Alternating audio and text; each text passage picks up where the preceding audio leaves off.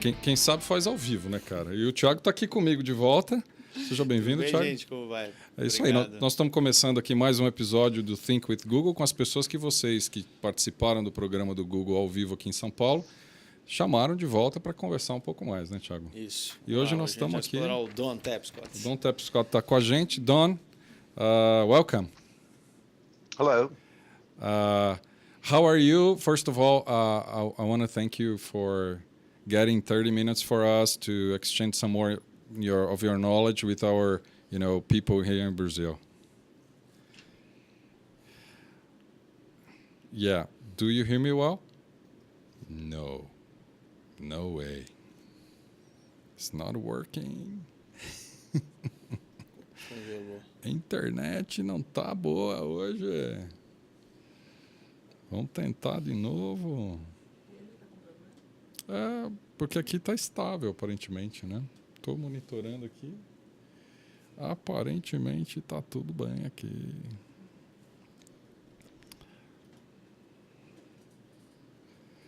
Muito bueno. Calma, muita calma nessa hora.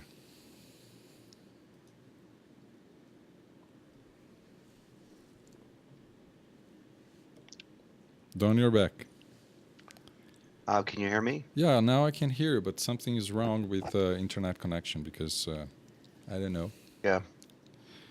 It's I could move this to a different part of the hotel. Do you want me to try and do that? Just walk down to the lobby. Yeah, let's try if you can. If you can, yes, please. Okay. I'll just go there right now. You go there and you send me a message, then I connect you back. Okay, thanks. Great, thanks, man. Olha, como vocês viram, a gente está conectando o Don, ele está no hotel, eu não sei aonde, mas enfim, parou aqui para conversar com a gente com super boa vontade. Vamos ver se ele consegue uma internet melhor, porque parece que ele está num Wi-Fi, a gente teve algumas dificuldades anteriores em conectá-lo. Vamos ver se a gente consegue. Enquanto isso, o Thiago está aqui. E a gente começa daqui a pouquinho. Claro. Pouquinhos minutos. A pressa é inimiga da perfeição. Então a gente volta já, tá, pessoal? Eu vou botar uma legenda aqui, só para a gente começar daqui a pouco, né? A gente não esgotar o nosso tema de hoje e a gente poder trazer o Dom para cá, porque eu acho que vai ser muito bacana, viu? Aliás, eu tava recordando, eu fui na prateleira da minha casa, cara, já que a gente vai jogar Conversa fora. Eu fui na prateleira da minha casa e eu vi que o primeiro livro que eu comprei dele foi em 95. Ó. E eu não sei se eu ia contar essa história aqui, mas enfim. Quase 20 anos já. Então, isso entrega a gente, né? Entrega.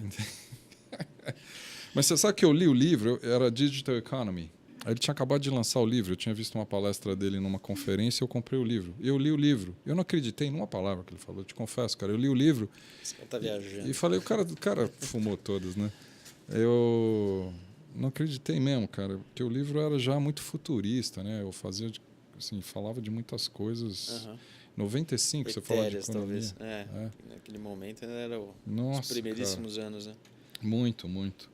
E aí depois, lógico, né? Outro livro que eu li dele foi o Economics, depois o Macroeconomics. O Economics já deu um crash na minha cabeça, porque aí eu falei, puta, esse cara tem coisa para dizer, né? Ali pega pesado. Exatamente. And he's back. Let's see. Well, I'm just I'm waiting here for an elevator. Oh, Is that you are. better You're quality? moving. It's getting better, I think. You're moving on the elevator. This elevator needs a software upgrade, I think. It's a little slow. Look at that. You are moving. Great, man. Okay, here we go. That's great. How are you doing, sir? Going to the lobby? Yes, thank you. It's a Now say hello to the other people in the elevator. You are live, man. You're live from... You're live to Brazil, right? Yeah, right on now we're television. broadcasting all over Brazil. That's great. Yeah. You're a good reporter. You just made two people famous here in New York. That's great. Nice, New York. I'm hopeful this will be a lot better. Let's see. It seems better now. Much better. Not now anymore. Not anymore. Probably, yeah, but I still have the sound. E nós estamos esperando o Don tá mudando de lugar. Ok. Ele tá mudando de lugar, cara. Tá sensacional essa imagem aqui, ó. I'm trying to do a television thing in Brazil. Where's the best internet in this hotel? Honestly, probably in your room. In the room, really? Yeah. Better than here? But I think it's better now. Yeah? It routers floor. Don? Maybe in the hall? Yeah, how's that? Well, down here you're competing with the whole neighborhood. Yeah. But it seems better now. Much better. Look at that. Hello. How are you? Okay, how are you? Fantastic. It's better now. I'm just going to one more location here. Yeah, Sorry. yeah, go ahead. Go ahead. We wait for you. No problem. Sensacional. E eu tava falando, né? Tava falando sobre isso. Bom, só para a audiência saber o que a gente está fazendo, o Don Tapscott está se movimentando lá no hotel para achar um lugar legal de internet. E a gente começa já. Nós estamos jogando conversa fora, eu e o Thiago aqui, ó. É bom, né? Aproveitar. Então, aí eu tava Yes. falando que Four, please. o Economics quebrou a minha cabeça no meio, porque aí eu vi tudo o que aconteceu, vi o que ele estava projetando ali ainda, né, e falando. E aí eu confesso que eu acredito nele agora. Demorou um pouquinho mais do que você acreditar em Jesus, mas Demorou. você acreditou. É, exatamente. É. Ah, é mesmo? Really? Okay, let's. You're moving. Yeah, go ahead. Não sabia disso. A gente vai. O Dom está se movimentando aqui. A gente já vai conversar com ele já. Cadê o Dom? O Dom está se movimentando dentro do hotel lá. Tá chegando ali, ó. Tá vendo? Yes. Ele é muito figura. Don, Ele me people are lembra saying muito here o that you Comando are da married Madrugada. with a Brazilian. Comando da Madrugada, né? Is it true? Qual que é o nome dele? O cara que That I'm apresentava o what? Comando da Madrugada. Yeah. You're going back to your room? Como é que é o nome dele? Tá? Que legal. Dom móvel. Yeah, this quality is terrible. No problem, man. Bular de Andrade, eu me lembro. É mesmo, né? Muito a cara do velho. Muito mesmo. Sensacional, tá no ar. Nós estamos transmitindo aqui o Dom Móvel. É, Parece que ele tá naquela cena de novela que passou pro outro lado, pro além. exatamente. Cada... Tá sonhando com o além. I'm thinking we might have to try this another time. Tá quase. You wanna reschedule this? If you prefer, because I know that you have an Yeah. appointment, right? Let me.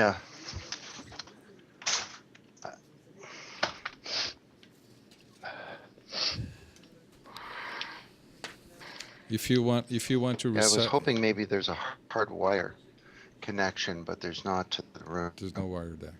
Do you prefer to reschedule So- this? I think that we better. I'm so No- sorry about this. no problem, It was Will. working. It was working quite well before. Can you hear me? Okay. Yeah, I can Yes. hear, but I can't see you now. Can you hear me? I can. Yeah, I I've can. turned off the video because it's so annoying. Okay. Do you prefer to reschedule this? I think it's better because you can. Sure. Or choose. do you want to? Do you want to? Do you want to talk for a few minutes without the video, just with the audio? Do you prefer to do that? Yeah. Okay. Let's make it. Yeah. Why don't we? Yeah. Let's make it without video. So just talk, right? Okay. I was saying here to Thiago, Don, a short story, but it begins on 1995, I think, when I was in New York, and I saw one of your talks in a conference. I don't remember how, but I bought one of your books, the Digital Economy book. I think it was Yeah. printed in 1995. Is that right? Yeah. It's that book. They're doing a 20th anniversary edition, Right. and it comes out a year from now. Okay. So And it's I'm quite excited about it. Nice. it's I'm around writing 18 a years. forward for the book. Right. It was And around. I'm also going to go through and annotate. That's great. That's great. So I read the Go book. ahead. I read the book, and I didn't believe in a word that you said there. I read the book at that time, right? So I said, this guy is crazy, too futurist for me. I don't believe that this is going to happen. Nothing tangible. Afterwards, I think Weekonomics came on 2006. I'm not sure, yeah, more or less. More or less. And I bought Weekonomics. Yeah, that's right. I read that book and that crashed my mind because I saw everything happening during almost 10 years. And when I read that Weekonomics, I said, this guy has something to tell, really, right? So Weekonomics came 8 years ago, and now we see you here, and I can tell you, I trust in you, man. After all these years, I will believe in every word that you say, right? Believes in God and in Mr. Tapscott. That's right. Well, that book, The Digital Economy, was 1995, and it was the first bestseller about the internet. And that book, if you read that book today, you shake your head because it's such a good book. I mean, not everything I've written has been fabulous. That's right. But that book is just nailed it. That's right. Like there's a whole discussion in there about what's going to happen to television and to the media industries. It's just all playing out today. I'm very, very proud of it. And next year, they'll be releasing a 20th anniversary edition. And they asked me if I wanted to edit it. And I said, no, I want to leave it exactly the way it is. And then I'll put an annotation at the end of each chapter, sort of commenting on what's happening. By the way, if you could just tell your audience that my Twitter name is @DTapscott, @DAT. Sorry, @DTAPSCOTT. Great. And we can continue this conversation on Twitter. Perfect. Do you want to ask something? Yes, I had a question here. Sure. When you came down here, one of the events that you participated was Think Auto. With most of the people in the audience were from the marketing teams from the auto industry. So my first question here is around what is your idea towards marketing in what you call the network and collaborative society? So it's a more broad question just to kick it off. I'm sorry, you cut out for a second. Would you just repeat the question? I heard the part about auto. Yeah, so what is, in your point of view, the future of marketing in the network and collaborative society that you always like to approach as the future of having a more collaborative society? So what's the role, or what's the future of marketing? Well, marketing grew up in the industrial age. And the media, the industrial age, was print, and then radio, and then television. And it was one way, one size fits all, one to many, and controllable. And the recipients were passive or inert. Now we have a new media that's the antithesis of all of that. It's one to one. It's many to many. It's not controllable. And the recipients are not just recipients, they're also creators. And they can collaborate. They're not isolated. So this changes just about everything we know about marketing. To me, most of conventional wisdom about marketing is wrong. And it's all changing. I mean, if you go to business school and you study marketing 101, you're going to learn about the 4 Ps of marketing: product, place, price, and promotion. This is no longer a valid framework. Consumers, especially the young digital consumers, don't want products, they want experiences. As for place, there's online, there's the physical place, and there's the intersection between the two, which is geospatial, like Google Glass, layer. The intersection between those two is changing everything. As for price, under the industrial age, sellers got to establish the price. But this was something that was new. The price discovery mechanisms prior to that were very different. Under ancient slavery that surrounded the planet, we had the price discovery mechanism for slaves was auction. You had and the Roman and Greek empires that were slave empires, you had the agora or marketplace where the price discovery mechanism was argument. Under feudalism, kings and the church established prices. But now, because you have a distribution of power and people have of knowledge is power, of course, um, people can scrutinize, they can find out, they can compare prices, they can dig down and find out what it cost you to sell something. So in the future, I don't think manufacturers and sellers will establish the price. I think that we'll have these complex new mechanisms for discovering a price. And then the final thing is, well, not the final thing, the penultimate thing is promotion. Of course, that's all being turned on its head. So if you if you think about that, people say, well, we should focus on our customers. I say, no, don't focus on your customers, engage them. I was giving a speech yesterday where the speaker after me said, we should have customer centricity. And I was sitting there thinking, no, you don't want customer centricity. You want customer co-innovation and co-engagement. You know, we think that customers are outside our boundaries. But as we move to network models of the business, customers can now be inside our boundaries as well. So the other thing that's changed, of course, is the brand. The brand in the industrial age was an image. It was a word in the mind, a promise, a badge. Well, you know, you say things go better with Coke enough times than the Coke brand is established. Well, that's now changing as well. The brand has a much more complicated uh, uh, construct. It has an architecture. And at the foundation of brand architecture is integrity. I mean, things don't go better with Coke. If Coke is being accused of having an unauthentic viral marketing campaign around Coke Zero, or of having pesticides in the product, as was the case in India, where thousands of young people smashed bottles of Coke in the street and they lost their entire market in 2 days. So now, in fairness to Coke, there are pesticides in the water supply in India, but that's not good enough anymore. You need to have integrity, and you need to be a good company at the very foundation. I think the brand also becomes a relationship as well. So these are all very fundamental changes to marketing.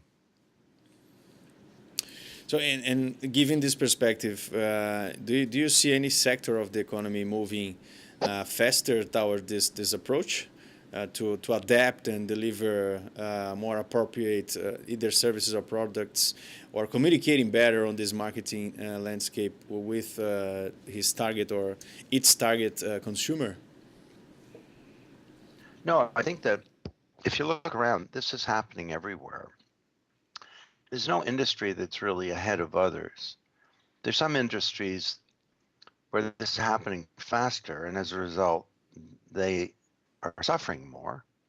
You think about something like the music industry, which is being wiped out because it didn't understand that the internet is the best thing that ever happened to it. And they took a legal solution instead of taking a marketing and business model innovation. And, you know, the industry that brought us Elvis and the Beatles and Cesar Evra, you know, and Julio Iglesias is now collapsing, and it's suing people as the third largest source of revenue. So, but every industry is being shaken right now. It's astonishing to see something like the pharmaceutical industry is going to have to change its whole business model and start sharing research and sharing clinical trial data. The auto industry, we can't go on. You live in Sao Paulo. You know, this is just not viable. I was just there, and I went 3 kilometers. It took me an hour and 15 minutes in a car. I could have walked it way faster. So we need to rebuild all of these industries around a new set of principles and around a new technology. Smart cars, for example, driverless cars will make a big difference. Don, you've been around here in Brazil for several times, I think. Uh, what do you think is there an opportunity for emerging markets like ours into this new, economy? Uh, how do you see that, emerging markets? Well, first of all, I love Brazil. No fala português, unfortunately, but I love Brazil, and I've been there many times, 15 times probably, and I hope I get invited back again soon. Um, but in general, emerging markets have a big opportunity to leapfrog over traditional economies because in many ways you don't have a lot of the legacy that exists. For example, emerging markets have often embraced wireless faster than advanced economies because leaders of old paradigms have great difficulty understanding the new, and and the installed base of a wireline telephone network um, was an inhibitor for the telephone companies in moving forward to embrace wireless quickly. So, but it's not just an installed base of technology. That there are great opportunities now for big breakthroughs in new business models in the developing world. And you look at a country like Brazil, it has a massive population. It's got wonderful resources. It's got a lot of young people. It's got a workforce that is growing in terms of its education level, and that's very important. There are big efforts to close the digital divide in the country, and e-commerce in Brazil is on fire right now as people just love the internet. And so there are, to me, there are huge opportunities. Another one is that, in many of these countries, there's a lot of youth unemployment. And the expression in English is necessity is the mother of invention. And a lot of young people can't get a job because of this epidemic of youth unemployment around the world, and they're just going out and creating companies. And when I'm in Brazil, wherever I go, I meet with young entrepreneurs, and many of them are social entrepreneurs too. They want to create a company, but they want to create a company that does something good in the world, and that's very exciting.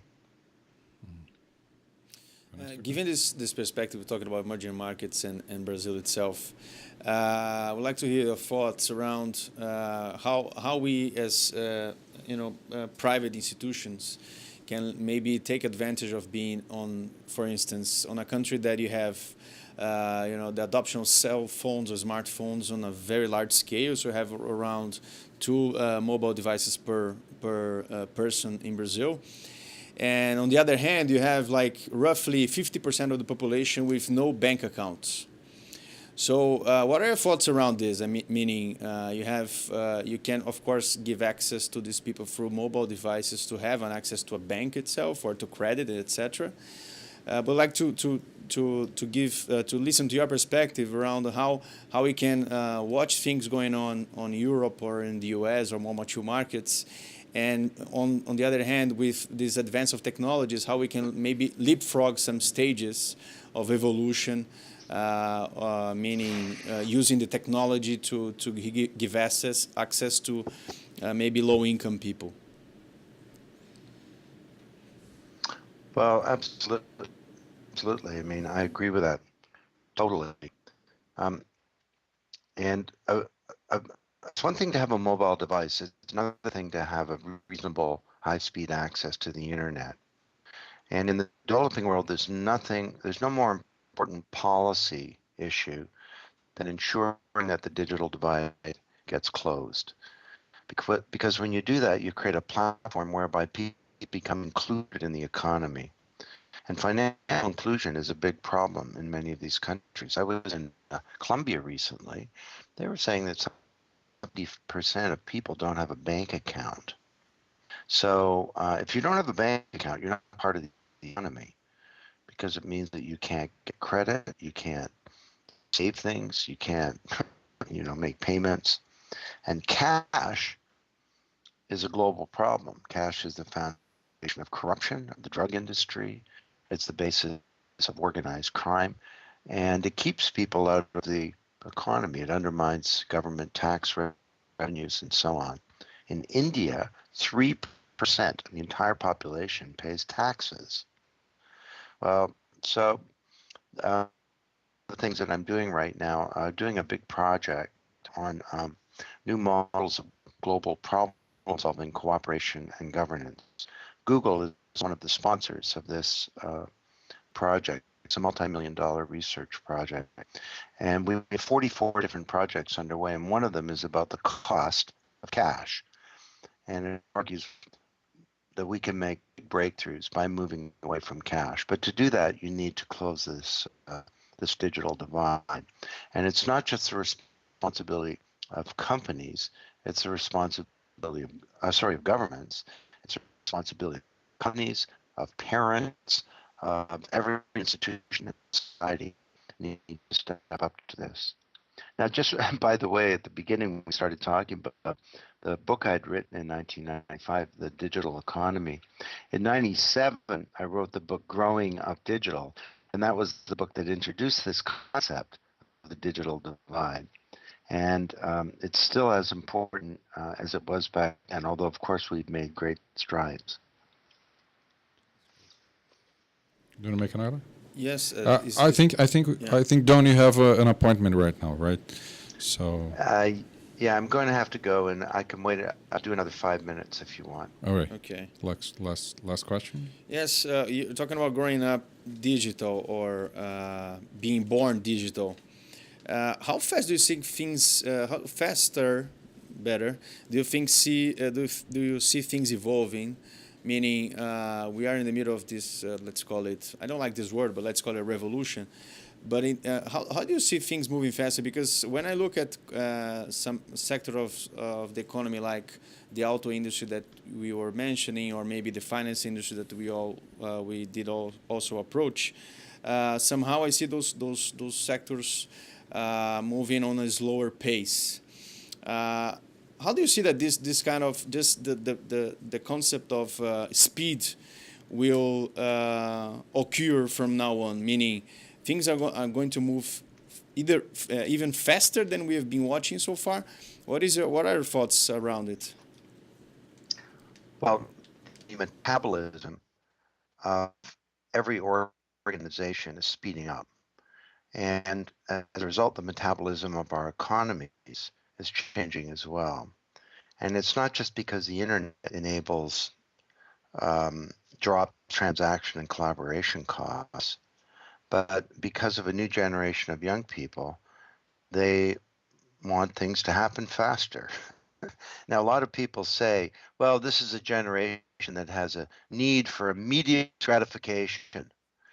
But I don't buy that. I think, well, I'll give you an example. My daughter, was 23 years old, was commuting from Toronto to Minneapolis every week because she was a consultant. And she checked in on Sunday night to the Marriott Hotel, and it always took 30 seconds or less. She used to time how long it took to check into the hotel. And she was so impressed by this, but she wonders, why does it take 30 days for my government to do something equally complicated? So does she have a need for immediate gratification? Or is it better to describe that as legitimate expectations that things ought to be faster and that we shouldn't have bureaucracy and that there shouldn't be stupid work systems that slow things down? So that's a big force for change as well. Don, despite all these technical problems, I'd like to thank you for your time, right? And I hope that we can talk later, in the next another opportunity in the next Think with Google, maybe. Yes. Thanks a lot. Okay, well, I'd love to do that. Thanks a lot. Thank you very much for joining us. Thank you, Don. Thiago, obrigado, viu, cara? Obrigado. Apesar valeu. das dificuldades, às É. vezes. A internet não ajuda de vez em quando. Muito bom estar aqui de novo. Beijo, gente. Obrigado. Obrigado, gente. Olha, isso encerra esses talks que a gente fez, esses papos que a gente fez essa semana com o Don Tapscott a partir de toda a dificuldade que a gente teve aqui hoje, mas deu para trazer um pouquinho dos pensamentos dele. Para quem quiser seguir um pouco mais essa conversa, o Don tem o site dele, está aqui, dontapscott.com. Tem vários materiais do Don, vários talks, é só procurar no YouTube mesmo, tem várias entrevistas. Tem uma que ele fez dentro do Google, que foi fantástica. Foi entrevistado na sede do Google, logo que ele lançou o Economics, que eu me lembro, foi muito bacana, um papo de quase 1 hora. Então vocês têm material sobrando aí para se divertir, tá bom? A gente volta semana que vem com essa série, fique ligado. Obrigado a todos e até lá.